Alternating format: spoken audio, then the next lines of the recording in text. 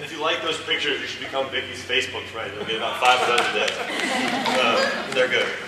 The city is very lucky to have someone as passionate and dedicated as Vicky. Can everybody hear me if I don't use this? I'm happy to use it if people prefer it, but I'd prefer not to at the artificial echo. Can you hear me back there? You think the camera can hear me without this? Yes. Okay. Can we pop some pictures on it at some point? It's just the folders, I think, Shalom or presentation or something. My name is Dominic. I run a program called Shalom Farms, part of United Methodist Urban Ministries of Richmond. And I think the title for today's presentation ended up being Why Urban Ag. And so hopefully me talking a little about our model and why we do what we do and why we think it's important will sort of answer some of those questions. I think for a lot of us, why urban ag is a no-brainer. I was listening to something on NPR recently about how airlines are now too big to fail, and banks are too big to fail, and China sees America as too big to fail because we owe them so much money. And I think I finally have realized that I think urban agriculture is really too big to fail. There's already 800 million people around the world that are fed from urban agriculture or peri-urban agriculture. Shalom Farms, I guess, is technically peri-urban. We're about 40 minutes from Richmond, and so some people who do urban agriculture, they would think, why is a guy who has a farm in Goochland talking about urban agriculture? But in the grand scheme of things, if most of our food is coming from 12 to 2,400 miles away, 30 miles away is really close. And we think, I in my job have the joy of getting to talk with folks who do urban agriculture, like McDonough and Roots of Woodville and Tricycle, as well as get to talk with old school rural farmers and sort of say, hey, we need each other. Peri-urban farmers like myself, the ones sort of in the periphery of the cities, need to recognize the importance of urban agriculture, and I think urban agriculture needs to realize, and they do, I think, the really importance of vibrant, sustainable, small-scale farms in the periphery of cities. So we'll use some of our pictures, I think, maybe to tell the story of Shalom Farms and why, from better, more environmentally friendly meals, to land reuse, to community development, to structural racism, to the the broad reasons we know that urban agriculture is so important. And so maybe some of those will come up as I talk about the Shalom Farms model, and then towards the end we can sort of fill in the blanks maybe of where we left off or where we missed. And I'm sure there are many voices in the room who could do a far better job than me saying why urban agriculture is so important and why the need is so great. If for no other reason than 80% of people in the United States living in and around urban areas, it really is, urban agriculture really is too big to fail. We have to make sure it survives and thrives and is equitable. But actually my group at the farm canceled this morning. So usually we take groups 10 months, 11 months a year. Saturdays are a big day where we have kids and adults and business groups and church groups and school groups, and my group canceled this morning, which is why I got to be here on time. But as a result, I didn't get to ask what I almost ask all the kids when we start our day at the farm, and that's what they had for breakfast. To use that as a jumping off point to talk a little about Richmond in particular, and why Richmond, what urban agriculture and what food access and food security means in Richmond. So we are not here to judge. Nobody gets to see my pantry or my refrigerator, and I might not tell you what I have for breakfast. But if somebody would share with me maybe what you had for breakfast, or a typical breakfast. Okay, Raisin Bran. Do you eat Raisin Bran every morning for breakfast? Just occasionally. Why Raisin Bran today? Because it was easy, it was fast, and where'd you get that Raisin Bran? Kroger. How far are you from that Kroger? 2 miles. You walk, drive, bike, run, crawl, drive. Okay. Somebody else, what'd you have for breakfast? Oatmeal. What kind of oatmeal? Old-fashioned oatmeal, okay. Is that your sort of normal breakfast? Can you remember when you first started having oatmeal? Oh, that was a baby. As a baby. So your mom started feeding you oatmeal. Yeah. So you learned and have developed a palate for oatmeal from your mom. But it's also fast food. If I know that I might not keep them going until lunchtime Right. or something like that, and I'll just put that and run. Well, walk us through those this is going to seem silly. I really drive some of the kids at the farm nuts when I have them walk me through every step of something that seems so easy. But could you walk me through the steps of that oatmeal? Okay, well, I put it on and boil it. Okay. So you boil the water, so you got a stove, a range, a pot for water. Okay. And depending on how much time I have, I put the basic in there. I use olive oil. Okay. So we got some resources like olive oil that we need. And I use raisins. I put that in. Cinnamon,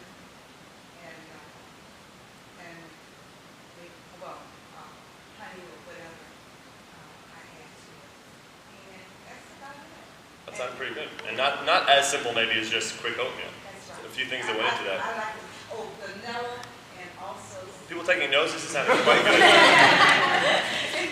Vanilla, it might be a little nutmeg in it, but Wow. I dress it up because I don't like bland. Yeah, it's not nearly as simple as you made it sound at first. Well, you asked me, I couldn't. Well, I appreciate you sharing. I drive some of the kids nuts. If they say they had like a fried egg, I'll have them walk me through every step of that fried egg. Never mind the farm stuff and thinking about did the food come from the farm. But, okay, well, did you fry it on your hand? No, I fried it in a frying pan. Well, did you cook it over an open fire? No, I cooked it on a stove. Well, where was the egg before the frying pan? Well, it was in the refrigerator.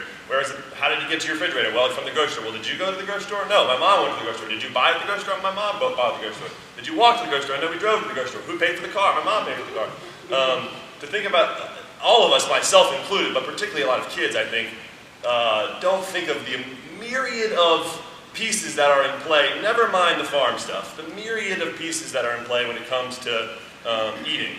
And that it's a reminder for all of us, no matter whether we live in rural or urban areas, whether we're rich or poor, that what we eat is very much in our control and very much out of our control. There is always going to be some element that is very much within our control and some element that is very much out of our control. I'm giving a lecture at Lynchburg College on a symposium on free will, and so they have somebody each week come in and do a different lecture from up and down the East Coast on free will. And I'm talking about free will in food deserts. And I haven't figured out what I'm going to say yet because it's very complicated, the amount of free will that exists when it comes to our food choices in food deserts. And most of us in this room are familiar with this term food deserts. It's been tossed around now for the last decade or so, roughly areas without access, easy access to healthy food. It's folks like many of you in this room who are working on this issue.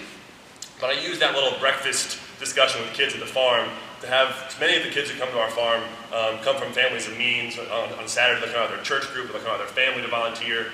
And it's important, I think, for us all, but for them in particular, to be reminded of how blessed so many of them are, how much they take for granted, all those little pieces that have to happen. And then I can draw that juxtaposition to a neighborhood that many of you all know, like Hillside Court, that is near and dear to lots of our hearts, where the nearest grocery store is 4.2 miles away, second nearest grocery store 5 or 6 miles away, which is not that far for those of us who have a car, but when over 50% of residents lack access to their own transportation, 80% of households are single mother households, the vast majority of those are single mother households with the mom under about 23.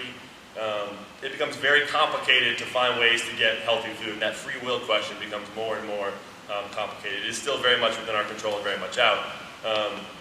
I was reading recently today that in a climate with a temperate growing season, about 130 days, which we have easy here, a family of 4 on a 10 by 10 plot can grow almost all the vegetables you need to survive the year and to store. And so when we put it in that light, wow, of course it's a no-brainer. Of course we have free will, but we know it's a little bit more complicated than that. So we'll flip through, it's already flipping through some of the pictures. I'll flip through some of the pictures here in a second to sort of talk about what we do. But our farm itself is in Goochland. We've been there for about 4 years now, about, like I said, 35, 40 minutes from the city. We've got 4 or 5 acres in production, though we're not nearly as productive or intensive in our methods out there as we would be otherwise, because we want to make sure it's as volunteer-friendly as possible. We have 4-year-olds and 94-year-olds who come out to the farm. We want to make sure that, and that's something to think about as you do your own gardening, is what is the most important piece of this? Because urban gardening can mean so many different things and have so many benefits, you may decide we need to use every square inch to be as productive as possible. And that might be the right thing for your garden. Or your garden may need to sacrifice production because you've got enough space, but you want to leave enough room so that anybody in the community who wants to participate can participate and they have enough room to walk around. And as you build your raised beds, you might want to decide, are our raised beds, is it most important that they be as productive as possible or that they be as accessible as possible? And there are plenty of people who could show you ways to do both. It's not necessarily an either-or thing. But again, our model at the farm, the vast majority of it is used and laid out in a way that is to be volunteer friendly, because that's how we grow our food, is with volunteers. We have a full-time staff right now of 2, soon to be 3, with wonderful interns and then unpaid employees who come out almost every week of the year to help us grow the food. They do everything but drive the tractor because I don't have the liability policy good enough to have them on the tractor. But that means seeding and weeding and composting and harvesting and moving manure and feeding the chickens and picking the berries and everything that has to happen. It's done, again, with folks from all around the city, including the communities that we work in. It is our goal to build the relationships with the communities where our food is going, so they're a part of the process, so that education piece is there, and then obviously we'll talk about how we want to partner with the existing relationships in the cities and the existing infrastructure in the city to build in that sort of sustainability component. component. But almost all of our food, the majority of it goes to the north side, the east end, and the south side. Those are the 3 communities that we're most targeted in. Oak Grove, Belmead, mostly on the south side, where we spend a little bit more time than elsewhere in the south side. East end, Upper Churchill, Far Churchill, Fulton Hill, and then the north side, Barton Heights, Highland Park, Goochland Park, that general area. Half of all of our food goes straight to Feedmore, straight to the food bank. There's probably a picture somewhere up here of the food bank sending a truck out. We give them a call and they send a refrigerated truck out. They give us a small amount of money to help us cover some of our costs. And half of our food goes straight to the food bank, and the other half goes straight to our partner programs in the city. So it goes into after school programs like at Peter Paul Development Center, at Churchill Activities and Tutoring, Neighborhood Resource Center. It goes into hot meal programs like the one at 31st Street Baptist Church. It goes into our farm stands that we run in weekly in the east end, and then it was monthly in the north side and weekly in the south side. This year it'll be weekly in all 3 of those neighborhoods, north side, east end, and south side. Maybe I'll use the pictures as a way of slowing my talking down a little bit and adding some explanation to what we do and how we do it, and then sort of maybe expand back into a broader discussion about why urban and peri-urban agriculture. And I guess I'll just start wherever the picture started. There was somewhat at one point, I think, in order. And let me see if there's a way for me to sort of control the... Is there a way for me to pause space bar? There we go, yes. Okay, so this is actually... I think this thing right here. No, yeah. Go forward and back. Does that work? It might only be for PowerPoint. I think so. I'll use the mic now in case my back is turned to you all.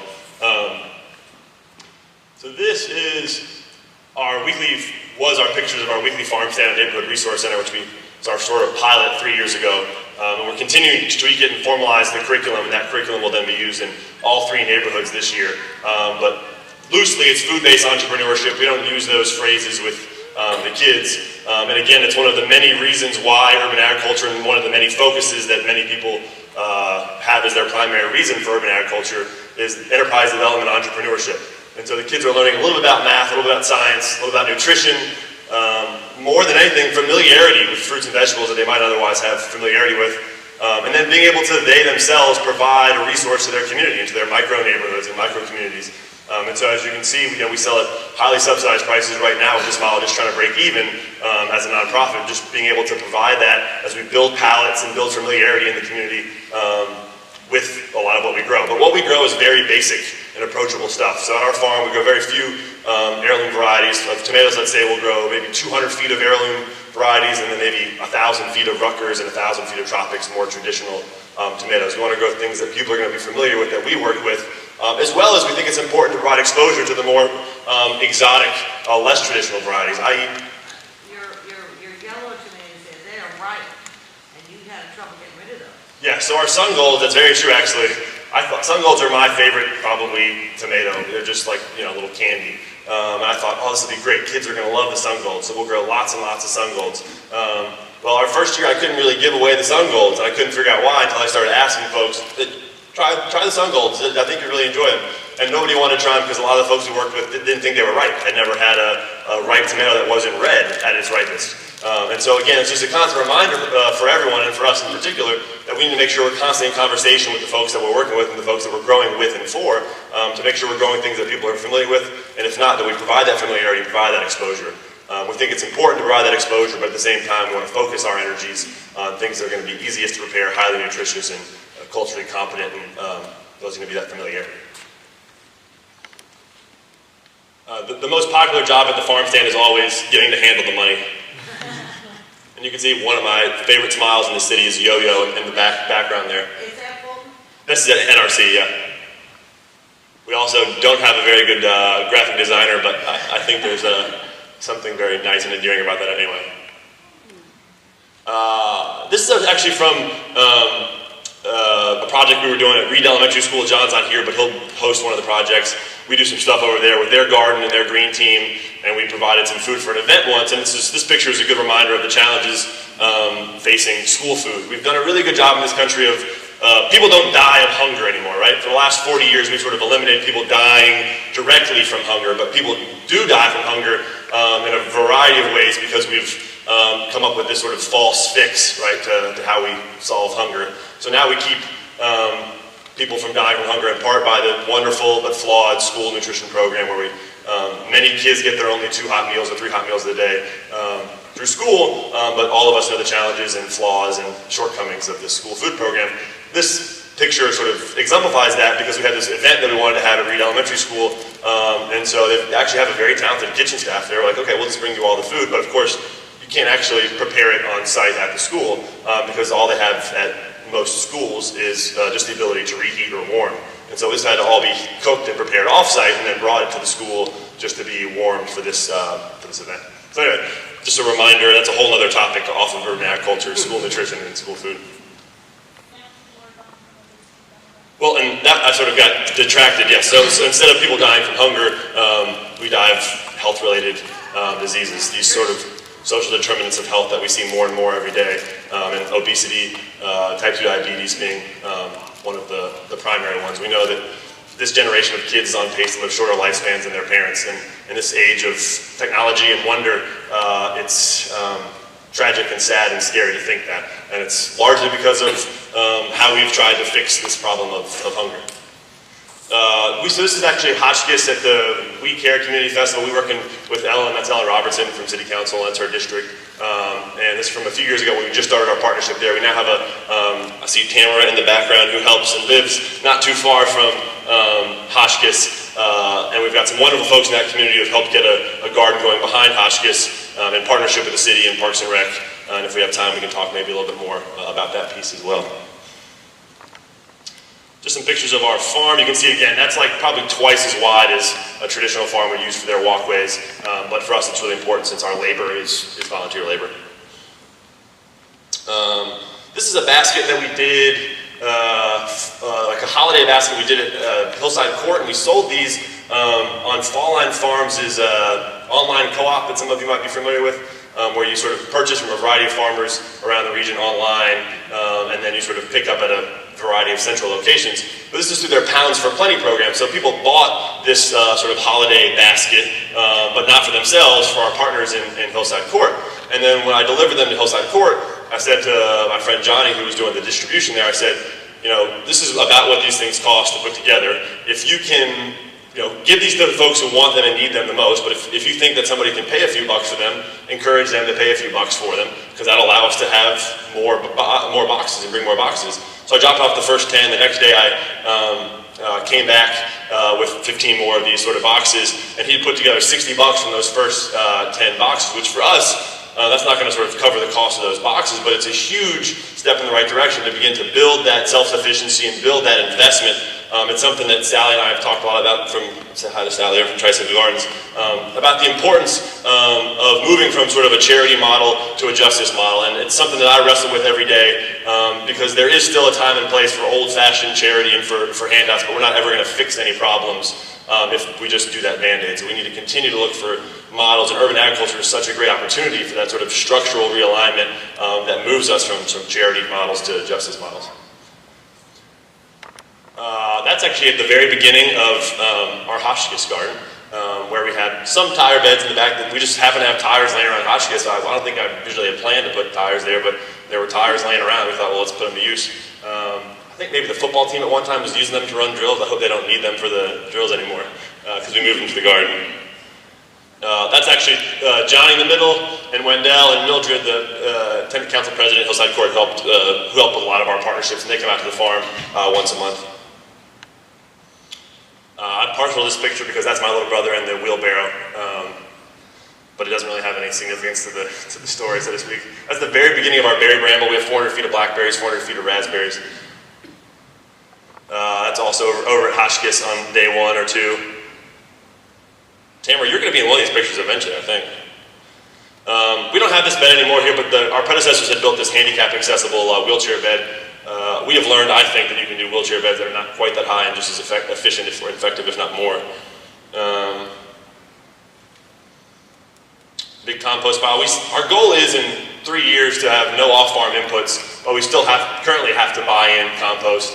We buy spent mushroom compost from Pennsylvania, and then occasionally, if we can find good compost around here, we'll buy in compost from around here. Okay. And we're also working, installing right now this 1,500-gallon anaerobic digester. We think it'll be the first of its kind in Virginia and potentially the East Coast, where we put this bacteria from a pig sledge farm, and you can do very small-scale ones that are much easier in your own garden, but basically it's a tank where you feed this bacteria into, and then anything that would go into the compost pile can go into this bucket, basically, this big bin. And the bacteria will eat the waste and the scraps and spit out basically a high nitrogen, 5 times the nitrogen organic fertilizer, as well as methane, which we're going to capture in this big balloon, basically, and then pipe the methane over to our greenhouse to burn, and our greenhouse to heat our greenhouse. Bugs are always just a good talking point with our kids. We have lots of elementary school kids who come to the farm for soil and science, SOLs. That's a rabbit eating a snake, which also was, when that happened with a group of kids at the farm, it's always a great talking point about the food chain and life cycle. Cover cropping, if we had more time, we could talk about the importance of, in urban agriculture and rural agriculture, cover cropping being so important. I think that's something in your hands-on workshops you'll get to a little bit more. Compost. There's a couple kids from chat, Churchill Activities and Tutoring. They send a group out, sometimes volunteers, sometimes kids, sometimes staff, almost every week during the season to help us grow the food and then to bring food back for their community. And so in a relationship like with chat, the food goes to chat at no cost, but they're invested in the process. They're doing the education, using it in a sustainable way, and then putting sweat equity in by coming out to the farm and helping us grow it. We use drip tape irrigation, which can be used and is used in urban agriculture. I think some people think it can only be used for like large-scale farming, but small-scale intensive farming, you certainly can use sort of drip tape as an efficient way of watering. We've got little slits in that drip tape every 12 inches to do direct watering. It's a really efficient way of watering. You don't lose water by spinning it. You also reduce diseases. Lots of crooked-necked yellow squash, collards, and turnips and mustard. That's Mildred washing some squash. Our greenhouse, which we just more than doubled the size of our greenhouse this year, in part to be able to provide transplants for our partners in the city. Some of these urban gardens like Hotchkiss, who aren't able to or don't have the capacity to grow their own transplants or starts as easily or cost effective as they would like. So that's one of our goals. That's something that Tricycle and other folks are also working to do, is to grow starts and transplants for folks who might otherwise be able to. Just a bunch of stuff ready to go to the food bank. That's at Reed Elementary School, some girls helping in a customer checkout at Reed. That's back at NRC. Cooking class at William Byrd. Our hope and goal is if we partner on a cooking class, whether it's at Peter Paul or William Byrd or NRC, that if there are parents involved, that's obviously ideal. And then B, we want to be able to provide that same produce used in that cooking class to be able to take home to have, to then use. This is what started as a very humble garden at Chimbraza Elementary, which is now blossomed into a pretty overwhelming garden there. We did not do the expansion. This is at the old Oak Grove Elementary School. They're at the new elementary school, and we're in discussions with a variety of folks, including Tricycle and Fit for Kids, on helping get their new garden going at their new school. It's important at our farm, and we're actually doing a much better model now that's being built at the farm right now to be able to show more traditional urban agriculture models for folks who come all the way out to our farm, because it's not everybody's going to be able to obviously grow 100-foot beds, and some of the techniques are completely transferable, others are not, and so we want to begin to show folks a variety of models when they come out to the farm of ways that they can grow in the city. Another shot at Hotchkiss. We'll just stop there in the essence of time, and also I think we're getting a little bit away from maybe this broader discussion about why urban agriculture.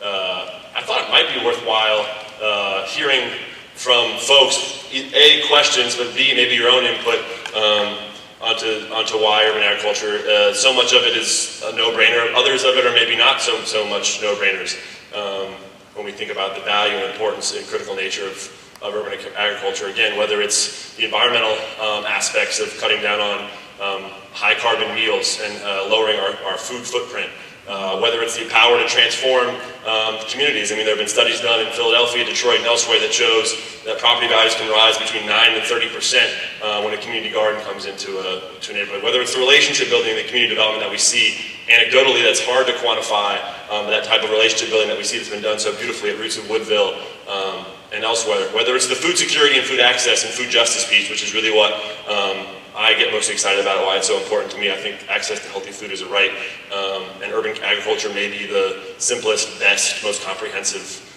solution to that. Whether it's the structural racism that urban agriculture has a unique way of sort of getting at and fighting and opposing.